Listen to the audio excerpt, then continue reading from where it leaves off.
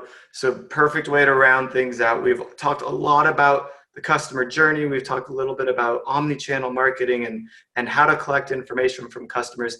Let's move it. And we even talked about Amazon as a channel. Let's talk about another channel, right? How are we going to get an influencer to care about us, get them to post about our product? Do we have to pay them money? How are we going to manage influencers? How do we build relationships with influencers? It is, to me, if I'm building an e-commerce brand today, influencer marketing is going to have to be part of it. I wouldn't start a brand today. I would not buy a brand that didn't have a clear opportunity for some form of influencer marketing. And that's exactly what our closing keynote, Neal Schaffer, is a specialist at. He has studied influencer marketing. He's been in social and influencer marketing for a very long time. He's also a huge analytics nerd in a lot of ways, like me. Neal, how's it going? Hey, Derek, I'm so honored to be here. Awesome. Great to have you. And before we get going, here is how you can get a copy of Neal's book. The first 18 people, and this is USA only. I'm really sorry, Australia. I know there's a lot of people that I probably just bummed out a lot of people, but this is unfortunately USA only because we can only ship to the US for these books. But if you email Marie@ecommercetech.io, the first 18 people to email her with their address information will get a copy of the book. And I've sent that here in chat to all of you. Send her a message. She'll organize for that and send over to Neal's team, and they'll send them out shortly. With that being said, Neal, let's talk about the age of influence. Awesome, Derek. I have a presentation. Can I go ahead and share my screen? Yes, let's do it.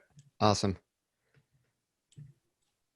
All right, so hopefully you can see my screen now, and I'm going to get into the topic at hand. And like Derek, I consider myself an educator, so I'm not here to sell you a specific tool, but really I'm on your side. And I really hope by the end of this projected 40 minutes of me talking that you're going to have a really, really a better understanding of really redefining exactly what influencer marketing is and some very, very specific steps that you can take to make it work for your brand. So just a very, very brief introduction. I am what you would call a digital marketing speaker, consultant, a lot less physical speeches these days, a lot more virtual speeches. I'm also the author of 4 books, all related to social media marketing. I also teach executives at a few universities around the world on digital and social media marketing. I also have my own consultancy where I am what you would call a fractional CMO for numerous companies from a variety of industries. And I've also worked as an influencer with brands. A lot of that has been B2B actually, but I do have some B2C, including e-commerce experience as well. Part of why I'm here and how I got to know Derek was the publication of this book called The Age of Influence. So everything I talk about is going to be included in that book, but this book got published in March. Even since then with COVID-19, I have actually evolved my thought process, and you're going to see what that is as we go through the presentation. So enough about me. I really want to start with a very, very strong statement, because some of you, and I've been on a number of podcast interviews recently with people from around the world, and especially in Australia was mentioned before, New Zealand somewhat, even the UK. When I mention the word influencers or influencer marketing, they almost sort of cringe at the word, right? And I understand that there's a lot of backlash because influencers seem fake. And I just want to let you know that influencers aren't necessarily fake. Some of them are, I'll agree with you. Influencers really aren't fake though. It's that your perception of them is, because a lot of business owners, a lot of marketers have allowed their perception of influencers to be shaped by either the media, what's in the blogosphere, or people that work in the influencer marketing industry that evangelize it because that's what they're in the business of doing. So I want to take a step back here because I am not from this industry. I wrote this book because I believe it is the best way forward when we talk about digital marketing in general for any business, especially e-commerce. But let me get to that in a second. So let's start with a very, very holistic view and redefine influencer marketing and why it is important today for everybody. So first of all, I'm going to talk a lot about content. And when we talk about expanding influencer marketing to cover a lot of different marketing activities, and when we talk about the ROI, content actually plays a big role. If I was to sit here and say, hey, these are the things that you should be doing in digital, this is what you see, right? And whatever you do here, you need content.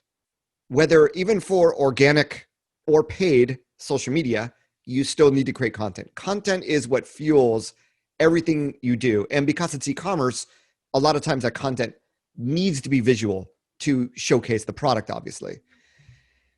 The great thing is a lot of companies spend a lot of money trying to create content that doesn't convert, because your perception of what converts and that of the consumer, especially when we talk about extremely visual social networks like an Instagram or more recently like a TikTok, there's always this gap. And photos coming from brands tend to look like advertisements in the eyes of the average consumer. And this is why influencers have become so influential, is that they're able to create content that really resonates with people. It's relatable, it's real. So you don't have to do all of this content that I talked about. You don't even have to do yourself. And this is going to be a very, very powerful way to include influencers in your marketing. But the other thing I want to point out here is this has not changed in 5 years. So if you're doing all this, congratulations, you're doing what you should have been doing 5 years ago. But really now what we look at in 2020 is the inclusion of that influencer marketing piece at the bottom. Now, you notice that I also include employees and advocates. And there's a reason why I do this, and it really unlocks the potential of influencer marketing for your organization once you hear how I redefine the term. But there's a lot of influencers out there that you can work with in a lot of different ways, because digital influence truly is everywhere. It's not like 10 years ago or even 5 years ago. There are so many participants in all these different social networks. And everyone's a publisher. Well, actually, not everyone's a publisher, but there are a lot of people publishing content. And that's how they build community. And that's how they end up yielding influence. Because every influencer is a content creator. This is the most important thing. If you were to ask me what is an influencer, they are content creators. They are content creators that have built communities over time. And they create content in a variety of ways. It's not just Instagram. It's LinkedIn, it's Twitter, it's Facebook, it's Pinterest, it's TikTok. And it's not just photo, and not just video, and not just story, it's text in the form of a blog. It's audio in the form of a podcast. So there's a lot of different content mediums and a lot of different social networks. And there are people that have yielded communities on all these different networks through these content mediums by creating content and doing it consistently. And generally speaking, doing it about a topic that has attracted other people to them. So today, influencer marketing with COVID-19, actually nothing changes here. This is a slide I created before COVID-19. Actually, I see COVID-19 accelerating these trends. Organic social, for all intents and purposes, has become pay to play. One of my e-commerce clients in my fractional CMO service, when we analyze what's our marketing spend, what's the ROI, we just add organic and paid together, because organic really does not generate much. And that's the way the algorithms, the social networks want it to be. They want you to pay for the privilege if you're a brand. So organic social really has become pay to play. But when we work with influencers, and you're going to see as I go through the presentation, that ROI becomes very long-term. When you do a advertisement on a social network, the ROI is short-term because you turn off the ad and there's no more ROI. Nothing remains. And that's especially so in traditional media channels as well. But when you work with people and you convert them into a brand advocate, or they're already a brand advocate, that conversation can continue for a long, long time. I still talk about brands that I collaborated with 5-6 years ago, naturally when I talk to friends and what have you, because we're people, right? We also, because we're people, we trust ads less and less. Now, I know that paid media, paid advertising, you can still get incredible ROI, but there's also a portion of the population who, whenever they see something that's sponsored, they skip over it, or they find it to be a little less believable. And also, vis-a-vis social media, those paid ads never incite word of mouth. And that's another important thing to remember that I'm going to talk about in a second as well. But, the reason why all these people became more influential and built up all these communities is because we trust those like us who we can relate to more and more. So any brand could have done what any influencer does. They have the resources to create a YouTube channel, to go out there and to create content that's relatable and authentic, but they can't, because they're a business, they're a logo, they're trying to push product. They have an objective or an ulterior motive, where people really don't, especially in when they're trying to build community.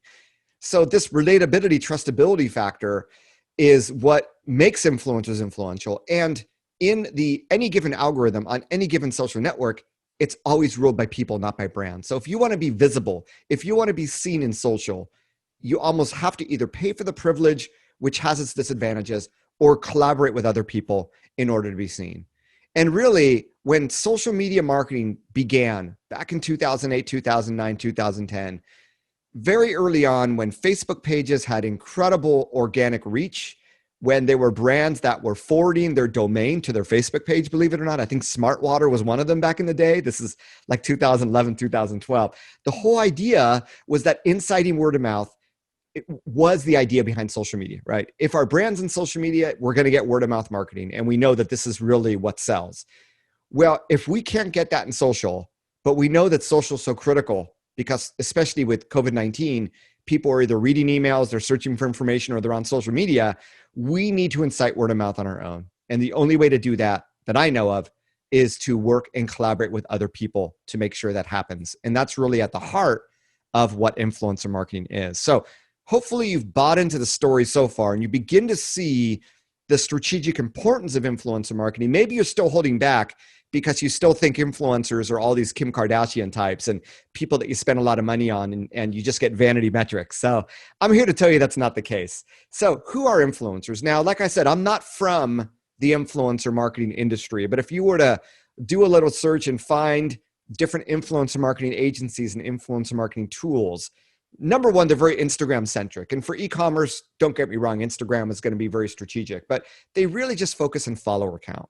So, you're over 1 million, you're a celebrity, you have the macro influencer, the mid-tier influencer, you have the micro influencer, which used to be over 10,000 followers. And then over the last 2 years, it's become the nano influencer, which is someone that only has 1,000 followers. The thought being that they're more authentic, they're less expensive, and there's less chance that they actually went out of their way to buy fake followers or encourage fake engagement through pods, what have you. So if we put a minimum threshold of influence at 1,000 followers in any given social network, this expands the pie in terms of who might be an influencer to a great more people, as you can imagine.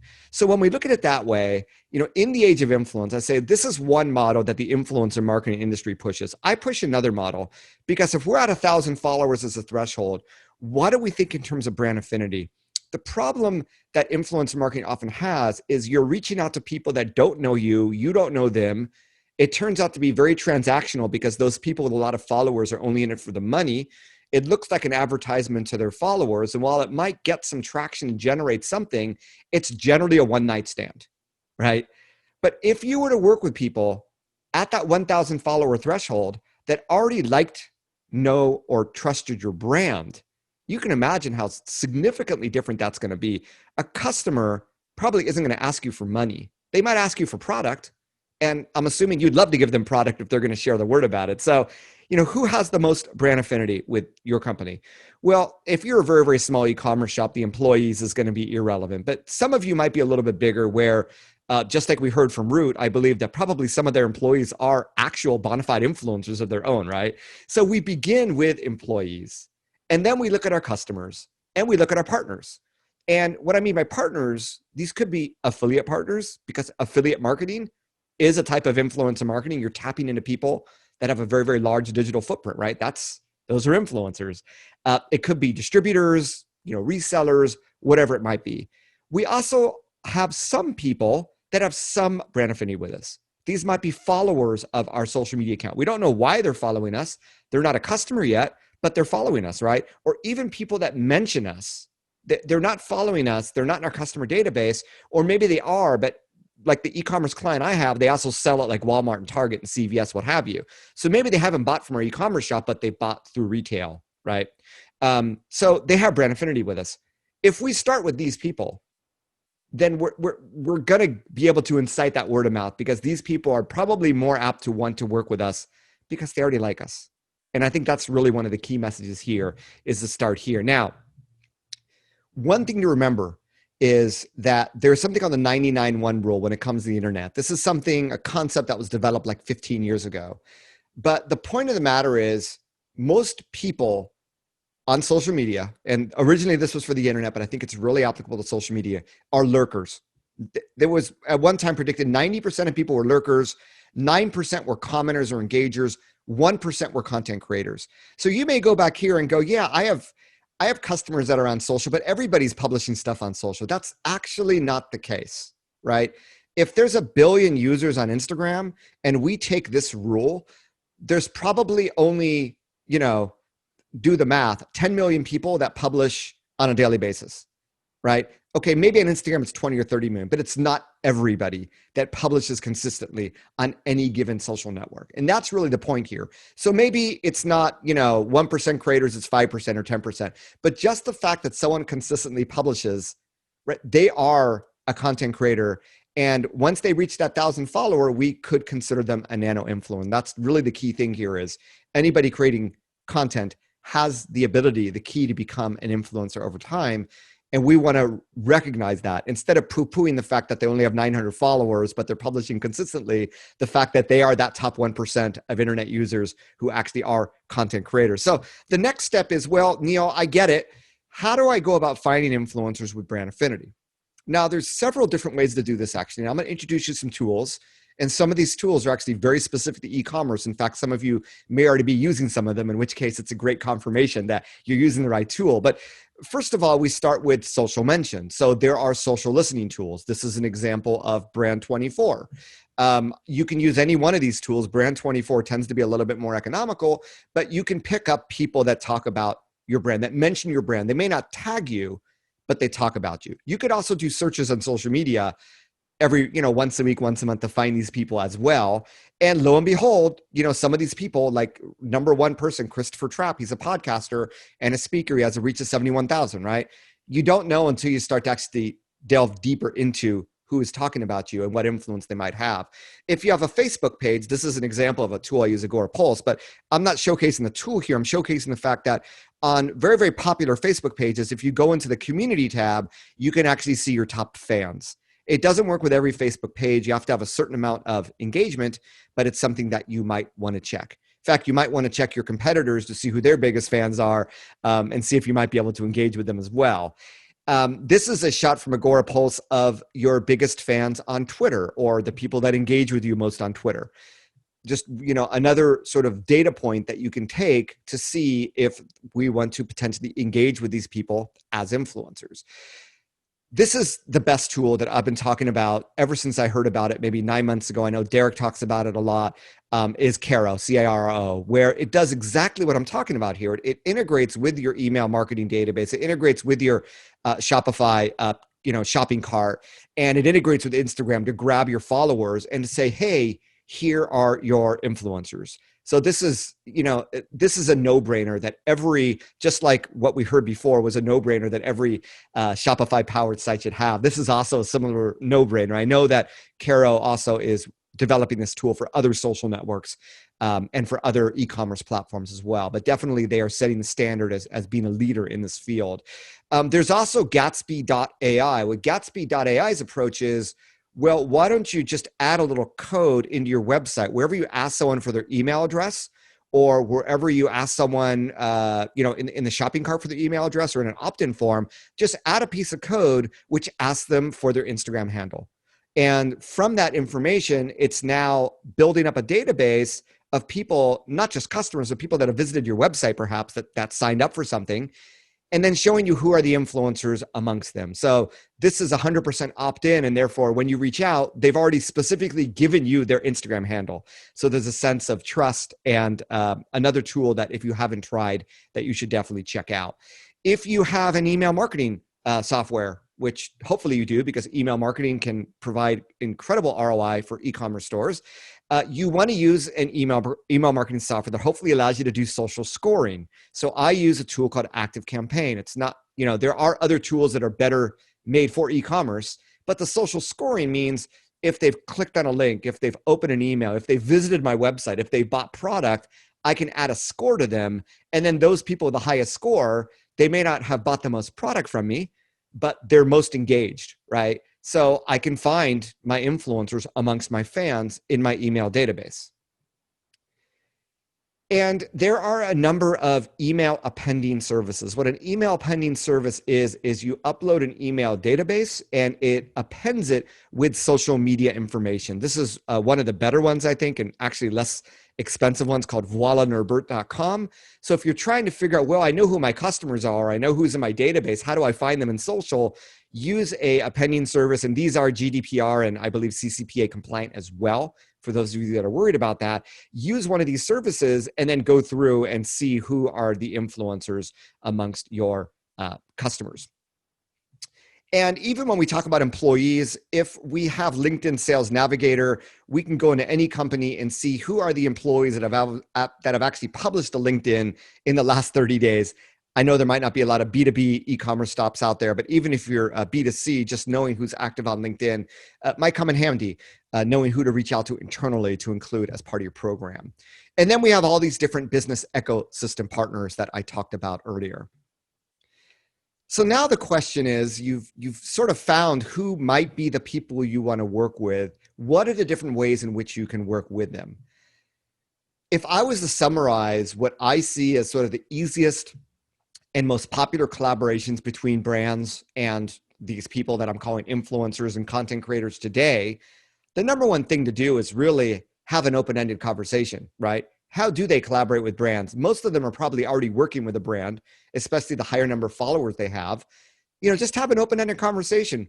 A lot of companies, when they reach out to customers, it's in the name of a brand ambassador program, right? So, whatever program you want to call it, we're building a program. You're a loyal customer. We also know you're a content creator. There are a lot of different ways we can collaborate. How have you worked with brands in the past before? How can we help you, right? And when you start that open-ended conversation, instead of saying, we'll give you a $25 Amazon gift card, which they may not want, you might actually be able to provide them something they do want, which isn't monetary. And I'm going to get into that a little bit later. Obviously, giving them product in exchange for a shout out or review is very, very popular, especially at the nano influencer level, where they're not doing this for a side hustle, right? They've built community over passion. They're a customer. They have some brand affinity. Free product can get you a long way. And actually, not just providing them free product, but free product for their community, providing discount codes for their community can get you a lot of mileage as well. It becomes a win-win-win, a win for you, a win for the influencer, and a win for their community. It makes the influencer look good. The last two parts here are all about creating content and including them as part of your content marketing. I'm going to cover that separately shortly. So there's incredible case studies of ROI from just gifting product and, hey, if you like the product, we'd love a review. And it really comes down to who you reach out to. Oops, sorry about that. This is an example of a bodybuilder, a female bodybuilder who built a protein-infused pancake and waffle batter mix company. E-commerce, I think based in Boston. And she reached out to bodybuilding, weightlifting, influencers. They weren't necessarily mega influencers. I think a lot of them would probably classify as nano and micro. And, just reached out over DM. Hey, I created this because most of the protein infused food just tastes bad. I want to be able to feel good about protein intake, but also enjoying the food. And that's why I created this. And that sort of really authentic messaging coming directly from the founder resonated with a lot of people. 86% responded to that message. 76% of those agreed to review it if they liked the product. And they got so many reviews, it ended up impacting their online sales. They saw a 14x increase in 4 months, a 204% increase in website traffic, and so on and so on. Without spending any money on advertising, this is investing in people and providing product. There is many different ways of getting reviews. Maybe for some, it's Instagram. For Ghost Bed by Nature Sleep, it was getting YouTube reviews. So finding content creators on YouTube, maybe that had 1,000 subscribers, and doing the same thing. And I believe that there was some money in addition to product offered here, but they reached out to more than 100 influencers who agreed to be part of this program. It ended up increasing their website traffic by 15%, directly attributed to working with these influencers. They found a 3x ROI over traditional marketing ad spend. And in fact, they saved tens of thousands of ad dollars by investing in people. And now they reach not only a new broad audience of all these micro communities that every one of these content creators influences. But these reviews, because they're YouTube videos that are embeddable in their website, become a really, really powerful asset of social proof. We have the influencer discount codes. This is an example of jclub.com, who are an e-commerce store. They worked on a platform called Deal Spotter. Now, Deal Spotter is one of these like coupon code sites. But Deal Spotter also allows you to promote your product and to pay influencers who use that site that also use that discount code. So they reached out to 33 influencers to create blog posts and YouTube videos. They averaged about $100 spend per influencer. They spent 7.5 hours a day to manage all this. And they ended up getting over $16,000 in sales, which is a 550% ROI on marketing spend. So you can see the potential impact this can have. Obviously, some of you may be doing really, really good with paid social media or other traditional media spend, but clearly there is impressive ROI in all this. But it's not just about the immediate ROI. It's also things like getting survey data from content creators. This is Express, who reached out to me as an influencer saying, we know you love our brand. Would you like to take part in the survey and know how can we make the customer experience at our retail stores, for lack of a better word, more Instagrammable? That would encourage you to create more content, which is a very interesting concept. And obviously this was before COVID, but the same thing you might be able to say about an online experience as well. So getting survey data from content creators and using them as a focus group can be critical. Recruiting them as affiliates. If you find that influencers or your customers are pushing things on Amazon, and you want to increase your sales on Amazon, well, you'd want to recruit affiliates that are actually part of the Amazon affiliate program to be part of everything you're doing as well. And I know that we're not doing a lot of physical events these days. There's some incredible ROI we've seen around them, but even virtual events, I know a lot of e-commerce companies that are trying to create more customer education content post-COVID-19. Some of that content is in the form of email, some of it's in the form of blog post, and some of it is in the form of virtual events where you could bring in influencers to expose your content to their audience. And Instagram Live with an influencer immediately exposes your brand to their audience, as you can understand how the logistics of that work. So that's, a few different ways of leveraging influencers. But I think what we've seen over the last 12 to 24 months is a shift in looking at influencers only for content amplification and realizing that as content creators alone, there is immense value in working together with them. So we start with the employees. We know that employees are on social media, right? So if we can find some that are content creators, you never know what the potential might be. Now, there are some companies, and I know that this isn't necessarily e-commerce, but I think it just goes to show you if a shipping company like Maersk can do this, so can your company. Maersk is an example of a company where their Instagram is 100% user-generated content. They don't invest money. They don't invest resources of people to create the content on Instagram. They leverage user-generated content. And this is, if there's enough word of mouth about your brand, this is something you can do as well. You don't need to invest money in your own Instagram content. That alone might save some companies a lot of money, a lot of headaches, free up resources to do other things. So, this is a sample post I saw of a video that was actually on a container. And when I see who videotaped it, it was this guy named the Blue Sailor, who is a nano influencer. And he says that he works at this company. And then he has a link which goes to YouTube. So on YouTube, he has 242 subscribers. But this is just one example of an employee in a position that you would not think would be a nano influencer type of position working on the actual container ship. But these are the types of content creators that may lurk inside your company as well. We can be interviewing these people that are part of that brand affinity for instance, blog content, right? We still know that we want to be seen in searches. And we know that when we reach out to other people and do one of these roundup blog posts that we see a lot of, they can have really, really incredible results like we see here. Well, if SEO is one of your marketing objectives, then obviously working with influencers, even if they're, influencers in visual content, we can still tap into their expertise for our own written content and see how that might be able to help our SEO, as is this case. We can create content from our customers.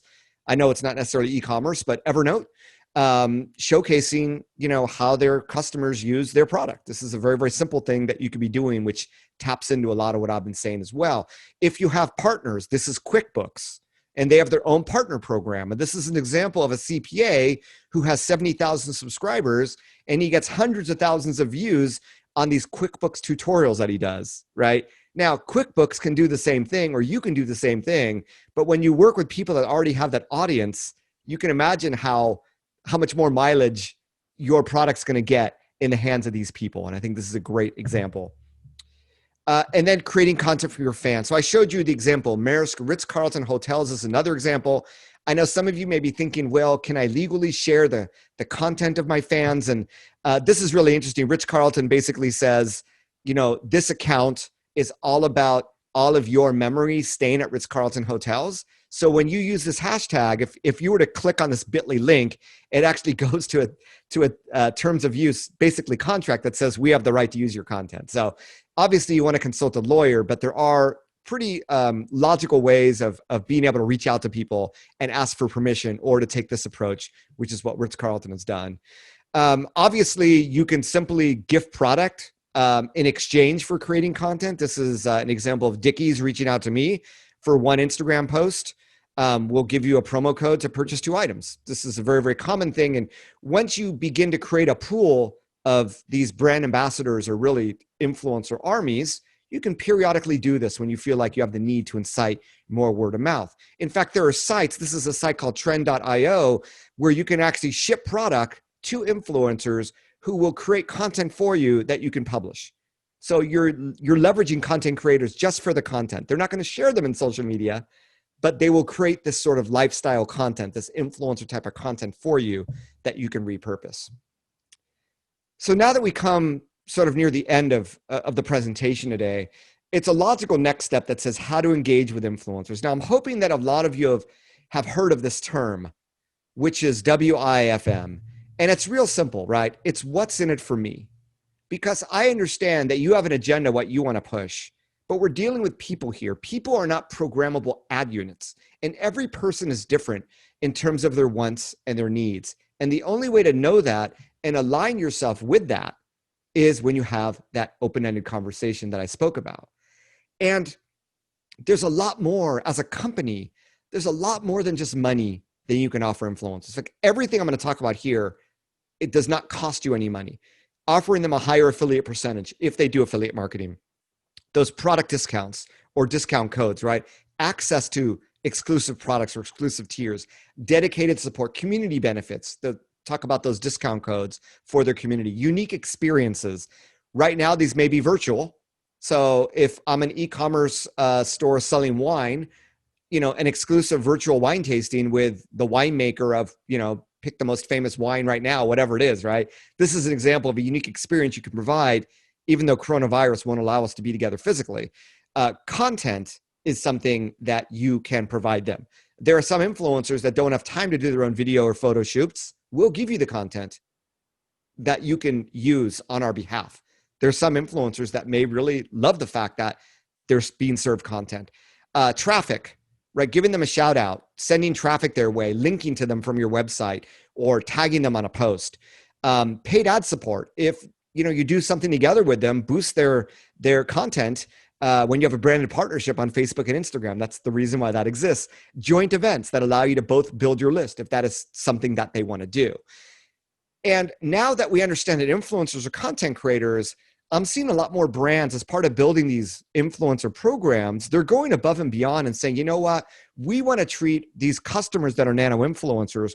We want to train them on how to better use social media. We want to train them on how to do their personal branding better, how to take better photo shoots, how to take, offering them a video studio if we have one on campus, or offering them video lessons or, content opportunities, which is when our brand wants to publish, like I said, that blog content, giving them a chance to add quotes to it, what have you, networking opportunities. So a lot of companies are now investing time into actually training these influencers so that they actually become more influential, become even better content creators.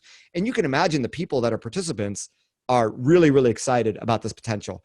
I first heard about this phenomenon in Southeast Asia, but since then, and that was maybe I don't know, about a year ago. Since then, I've heard of more companies that are now adopting the same tactic, and it's something that you can do as well. So we're going to end with the ROI of all this. And really, I like to ask, begin with the end in mind. What are you trying to achieve? What would success look like? If doing all this or some of this that I talked about was successful, what would be the end result? And really, it comes down to what results do you want for the program? Because any marketing objective that you want to reach here, there is a way to measure it.